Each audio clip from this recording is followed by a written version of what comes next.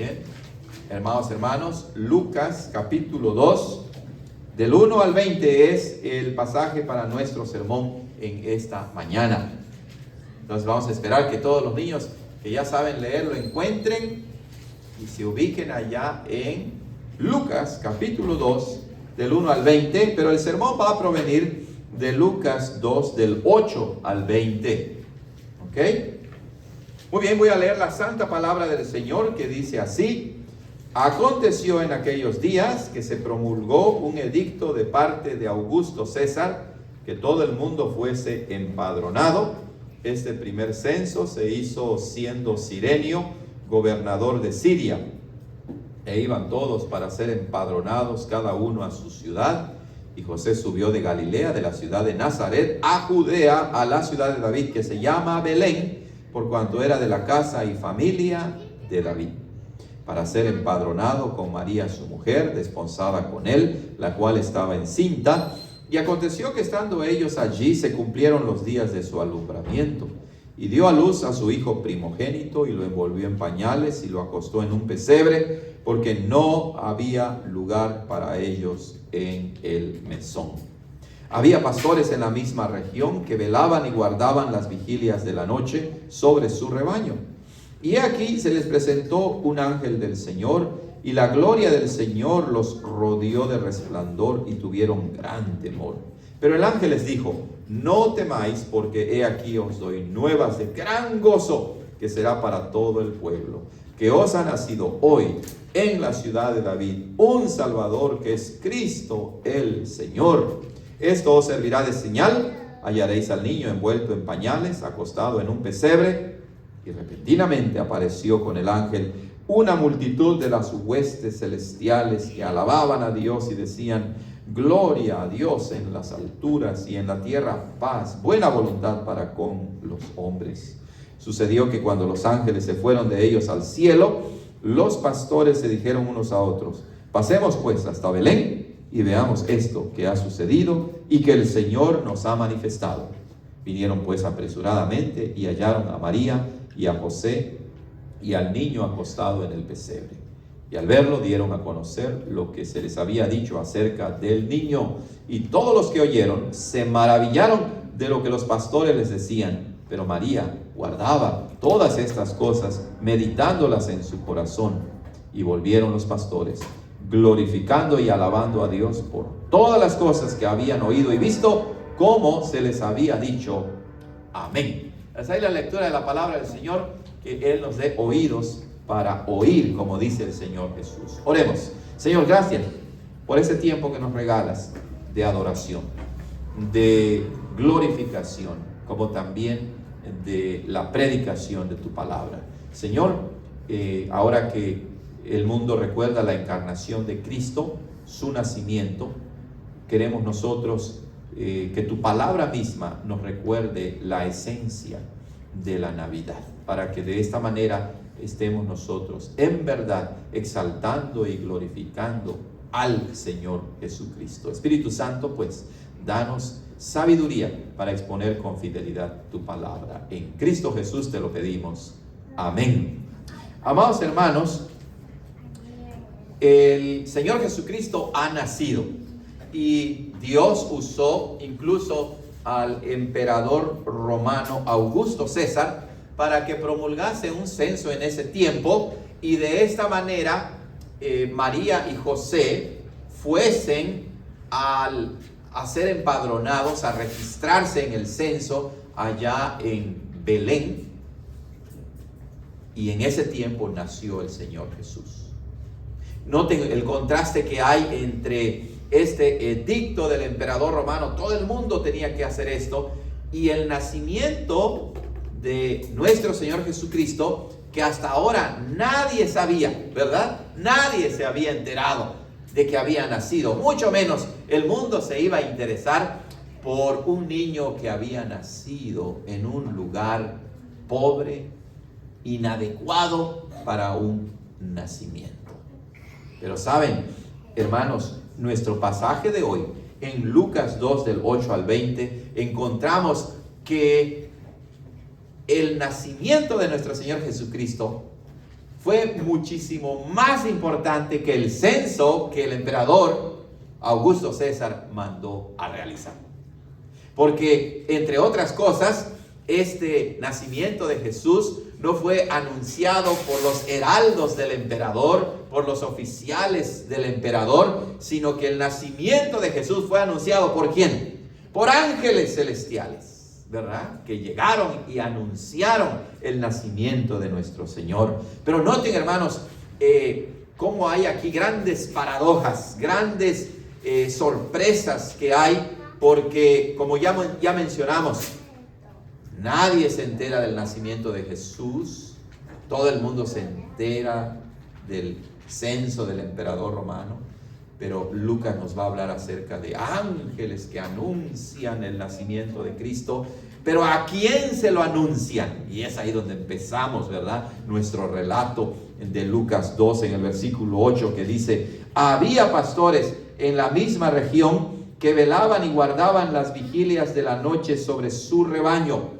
Estos fueron los primeros recipientes del mensaje angelical. Pastores que cuidaban de sus rebaños. Estos pastores, al parecer, hermanos, no eran pastores que tenían sus ovejas en Belén, por ejemplo, y entonces entraban la noche y los llevaban a un refugio. Los llevaban allá al corral, por así decirlo, para cuidarlos y pasar la noche. Más bien, parece ser que estos pastores eran lo que técnicamente se llama trashumantes. Es decir, pastores que todo el tiempo andaban moviendo a sus ovejas de un lado para otro para encontrar pastos verdes donde ellos pudieran comer. De modo que entonces estos pastores pasaban la noche ¿dónde? En el campo. Y entonces resguardaban a sus ovejas allá al raso, como se dice, al aire libre, y los tenían que cuidar de animales salvajes. Entonces estos pastores eran, por así decirlo, pastores nómadas que andaban de un lado para otro, y por eso mismo estos pastores no tenían tiempo de cumplir con todos los mandamientos de la ley, y mucho menos tenían tiempo para cumplir con todos los mandamientos que los escribas y fariseos habían inventado a través de los años. ¿Cómo creen ustedes entonces que los líderes religiosos de Israel consideraban a estos pastores? Pues los consideraban indignos, gente que no seguía la ley de Dios, gente que no cumplía con los mandamientos y las tradiciones de los ancianos. Tenían una reputación tal, hermanos, que se los consideraba ladrones, al grado de que si había un caso judicial en que se juzgaba a alguien, los pastores no eran dignos, no eran confiables de decir la verdad, y por lo tanto no podían ir a corte para ser testigos. Seguramente mucha de esa mala reputación que tenía era basada en una información falsa, incorrecta. Porque seguramente habían pastores también que amaban a Dios y temían a Dios. Pero bueno, noten aquí el contraste entonces. ¿A quién se le anuncia el nacimiento de Jesús? ¿A quién Dios se complace en dejarles saber que ha nacido el Salvador? A lo vil, como dice el apóstol Pablo en Corintios, a lo débil, a lo despreciado del mundo. No fue a llevarle el ángel la noticia a el sumo sacerdote, no se la llevó a los ricos en Israel, a los poderosos, no se la llevó a los escribas y fariseos, no se la llevó a los príncipes y reyes. ¿Se la llevó a quién? A gente pobre y despreciada. Les lleva el anuncio de los ángeles. Ahora, eso es interesante porque Dios no escoge a los pobres porque los pobres sean inocentes, ¿verdad? Y los ricos sean malos. No. Pero sí quiere mostrarnos que el plan de la salvación que va a efectuar a través de Cristo no depende de quién, de los poderosos, de los ricos, no depende de nuestros recursos, sino que depende de Él, y se lo comunica a estos pastores para que, entre otras cosas, nos recuerde que la salvación que Él trae es para todos sin distinción, y que Él puede usar a aquellos que son nada a los ojos del mundo para proclamar el Evangelio de Jesucristo. A estos pastores que vigilaban a su rebaño en la noche, llegó el ángel.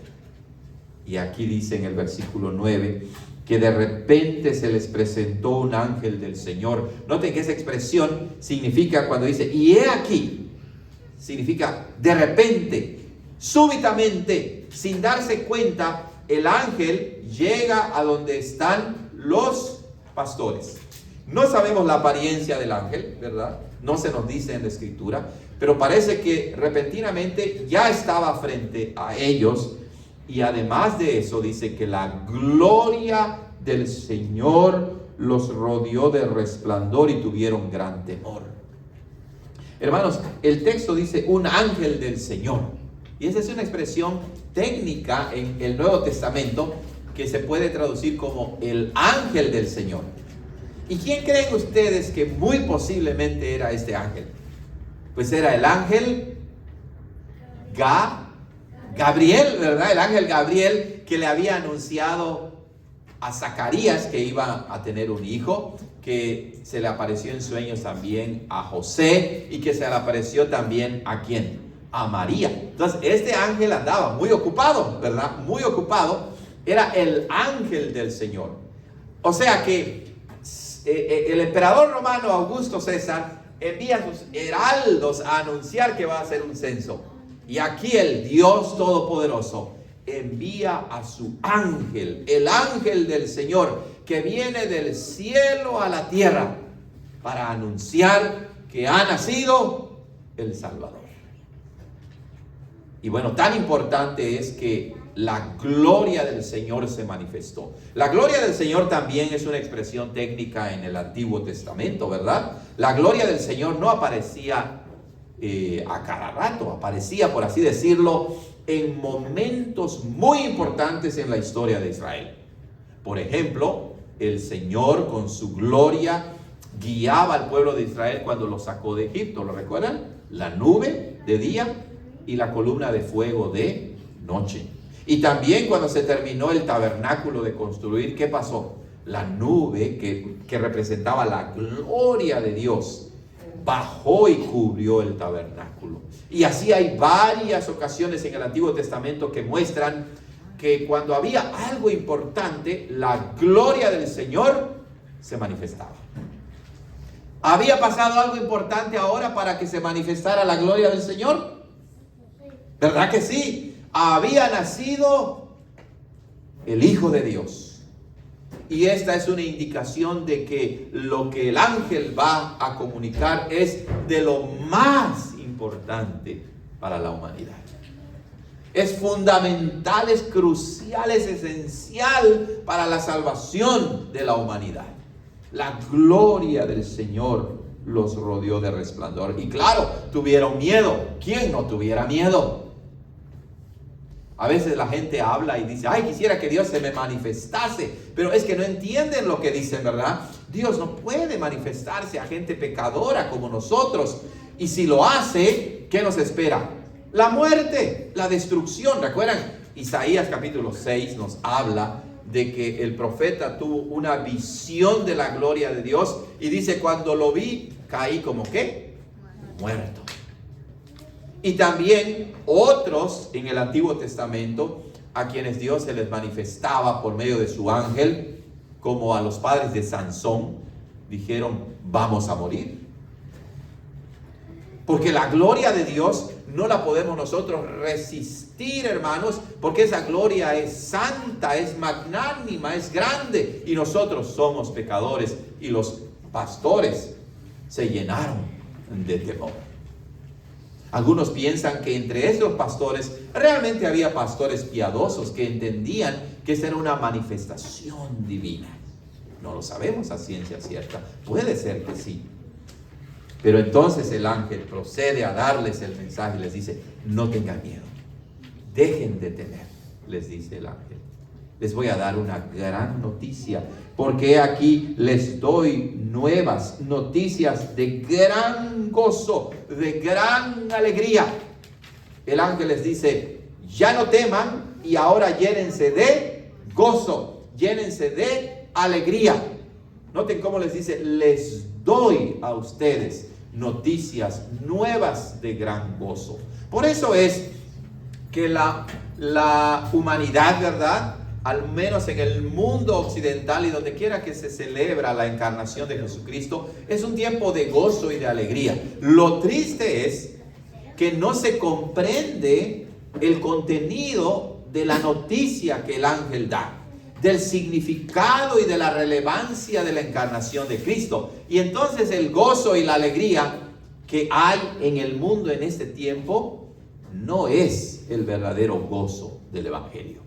Es gozo de tener ropa nueva, es gozo de tener zapatos nuevos, es gozo de ir de vacaciones, es gozo de ir a comprar y gastar el dinero en las tiendas. No es que eso sea malo, pero eso es lo que debe darnos gran gozo, gran alegría. Eso le dijo el ángel a los pastores que andaban en sandalias y con los pies llenos de lodo. Les doy nuevas de gran gozo, que se van a ir a Kohl's a comprar su zapato. ¿Eso les dijo? No, ¿verdad? No les dijo eso. Hermanos, en este mundo de violencia, de odio, de rencor, ¿cómo necesitamos la alegría y el gozo del Evangelio? Pues el ángel dice: a eso vengo, a anunciarles que este gran gozo no solamente es para ustedes, para los pastores, sino es también para todo el pueblo. Y esa es otra expresión técnica en la Biblia, ¿cierto o no? El pueblo de Dios, que en primer lugar se refiere al pueblo de Israel, pero también, como ahora en Cristo, judíos y gentiles, de ser dos pueblos, hemos llegado a ser un solo pueblo. Este gozo que produce el nacimiento de Jesús y su obra perfecta no empezó ni terminó en Belén, sino es una noticia, un evento que produce gozo hasta el día de hoy para el pueblo de Dios, para aquellos que comprenden el mensaje del Evangelio. Claro, cuando comprendemos lo que significa el nacimiento de Cristo, nos llenaremos de verdadero gozo y de verdadera alegría. Y aquí les doy nuevas de gran gozo, que será para todo el pueblo, incluyéndolos hasta nosotros el día de hoy, que somos por medio de Cristo el pueblo de Dios. ¿Y en qué consiste? Bueno, que os ha nacido hoy en la ciudad de David un Salvador, que es Cristo el Señor. Sí, hoy ha nacido. Ahora que se está llevando a cabo el censo del emperador romano y que todos están apurados, ¿verdad?, con registrarse, el ángel les dice: hoy ha nacido, esta misma noche ya nació el Salvador. Ya nació el Salvador. Hoy ha nacido en la ciudad de David. ¿Por qué dice así? Pues porque Belén era la ciudad natal ¿de quién? Del rey David. Y además los profetas nos dicen que el Mesías iba a nacer ¿dónde? En Belén. ¿Se acuerdan cuando llegaron los magos buscando a Jesús? Los hombres sabios que llegaron buscando a Jesús. Herodes mandó a llamar a los escribas y a los fariseos y les dijo: ¿dónde debe nacer el Cristo? ¿Y qué dijeron los maestros de la ley? Bueno, la ley dice que debe nacer en Belén de Judea. Y aquí vemos pues que el nacimiento de Cristo es grandioso, y es grandioso también porque es cumplimiento ¿de qué? De las profecías del Antiguo Testamento. Ha nacido hoy en la ciudad de David un Salvador, un Salvador. Hermanos, en el griego original no hay un artículo que diga un Salvador. En nuestra Biblia se traduce así, un Salvador, pero ahí dice, ha nacido hoy en la ciudad de David, Salvador. La idea es el Salvador, el único Salvador, el único que puede salvar. Esa es la fuerza del griego original. Cristo no es un Salvador entre muchos salvadores. Él es el único Salvador, el Salvador por excelencia. Y dice, este Salvador es Cristo el Señor.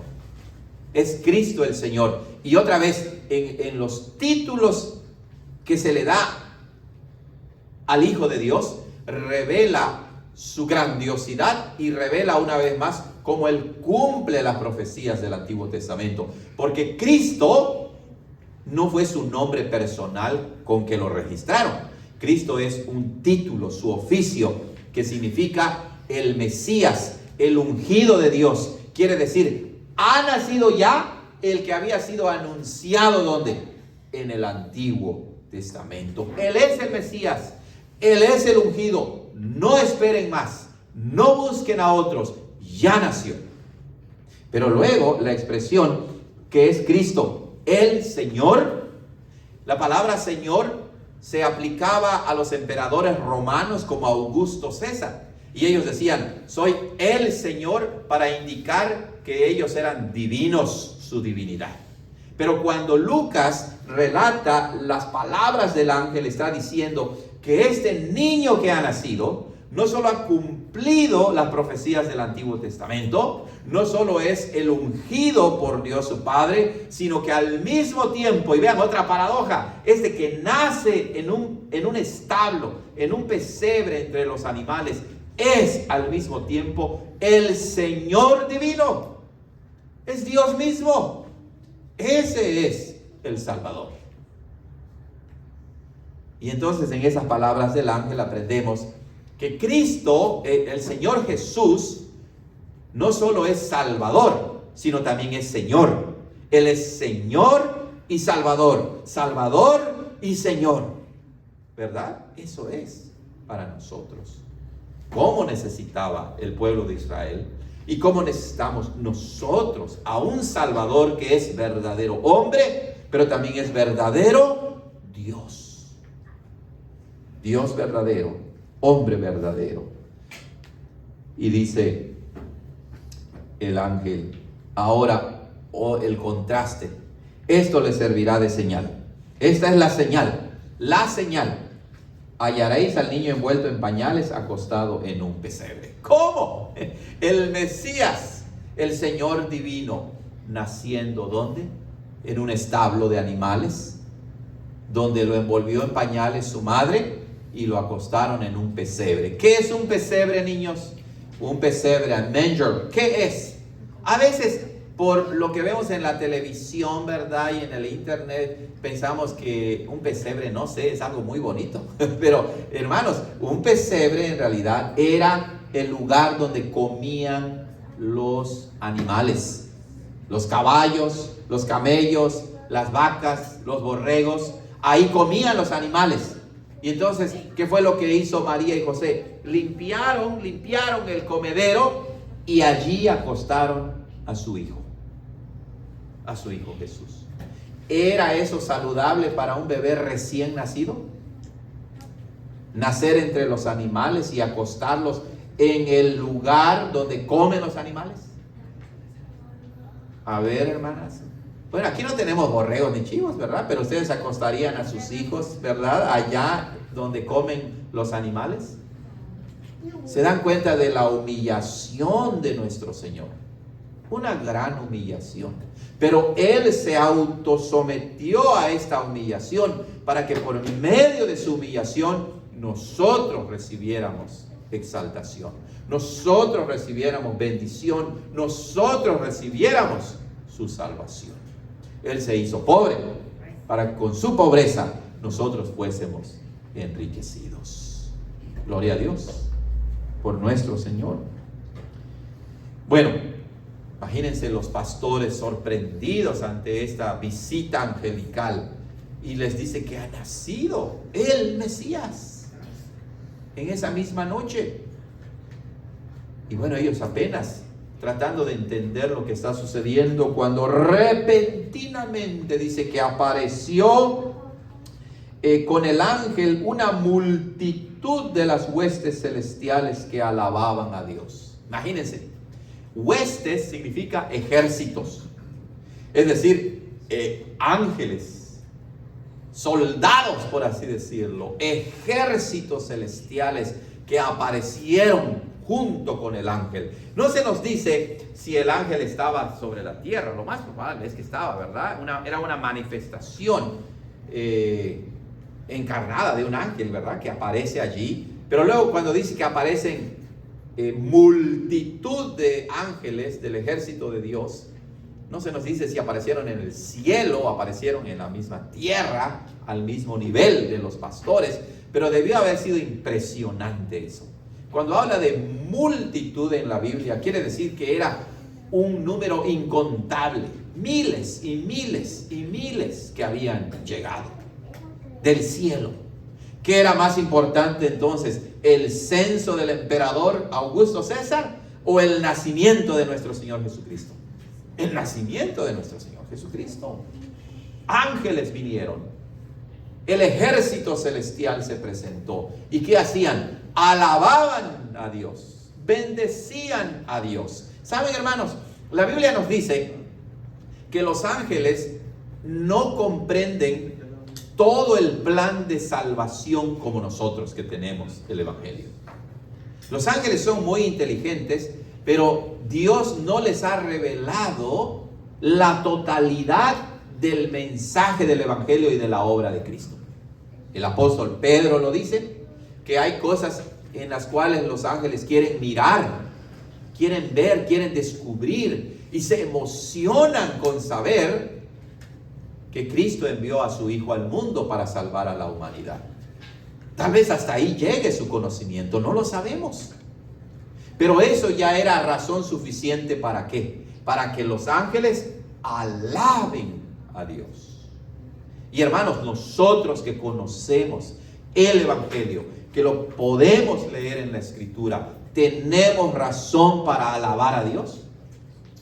Muchas razones para alabar a Dios. Alababan a Dios.